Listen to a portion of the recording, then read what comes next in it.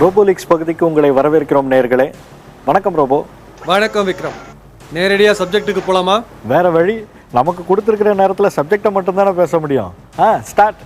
தலைநகரத்தில் நடந்த இலைக்கட்சி கவுன்சிலர்கள் கூட்டத்துக்கு வர்றப்போ பயங்கர உற்சாகமாக வந்த கவுன்சிலர்கள் போகிறப்போ ரொம்ப சோர்வாக போயிருக்காங்க.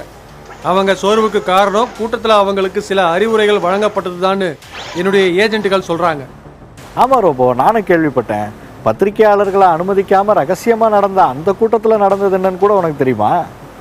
அதெல்லாம் தெரிஞ்சாதான் நான் ரோபோ, இல்லைனா போன்னு சொல்லிட்டு போயிட மாட்டேன். சரி, விஷயத்துக்கு வா. அப்படி என்னென்ன அறிவுரைகள்லாம் வழங்கப்பட்டது? தேர்தல் முடிகிற வரைக்கும் கவுன்சிலர்கள் யாரும் அவங்கவுங்க ஏரியாவுக்குள்ள விலை உயர்ந்த கார்களில் சுற்றக்கூடாது, பெண் கவுன்சிலர்கள் அதிகமாக நகைகள் அணிஞ்சு வெளியில் வரக்கூடாது, பொதுமக்கள் கிட்ட அடாவடித்தனம் பண்ணக்கூடாதுன்னு முதல்ல ஆடம்பரத்தை தவிர்க்கணும்னு அறிவுறுத்தியிருக்காங்க. ஏன்னா ரெகுலராக மக்களை நேரடியாக சந்திக்கிறது கவுன்சிலர்கள் தான்.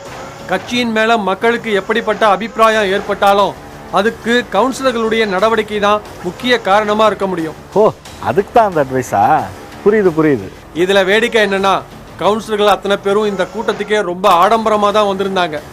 விலை உயர்ந்த கார்கள்லையும் இருக்கிற நகைகள் அத்தனையும் போட்டுக்கிட்டு தான் வந்திருந்தாங்க. இதனால தான் கூட்டம் முடிஞ்சு போகும்போது எல்லாரும் ரொம்ப சோர்வாக போனாங்களா? சரி, இன்னொரு விஷயம் கேள்விப்பட்டேன். இந்த கூட்டத்துக்கு முக்கியமான ஒருத்தர் வரலையாமே, அவரை அழைக்கலையா? இது என்ன கேள்வி? கூப்பிட்டுருந்தா வராமலா இருந்திருப்பாரு? அப்படின்னா நீ இதைத்தானே முதல்ல சொல்லியிருக்கணும். மாநகர தந்தையே இல்லாமல் கவுன்சிலர்கள் கூட்டத்தை நடத்தி முடிச்சிருக்காங்க. ஒரு முடிவோடு தான் இருக்காங்க. சரி, சூரிய கட்சியை பற்றி ஏதாவது? ஒரு முக்கியமான தகவல் இருக்குது விக்ரம். மதுரை மாவீரர் சென்னைக்கு வந்திருக்காரு. அதை பற்றி டீட்டெயிலாக அடுத்த முறை நாம் சந்திக்கும் போது சொல்கிறேன். Super robot. ஆனால் அந்த தகவலுக்காக நான் மட்டும் இல்லை, நம்ம நேயர்களும் காத்திருக்காங்க. நினைவில் இருக்கட்டும். மீண்டும் சந்திக்கலாம் நேயர்களே. நன்றி.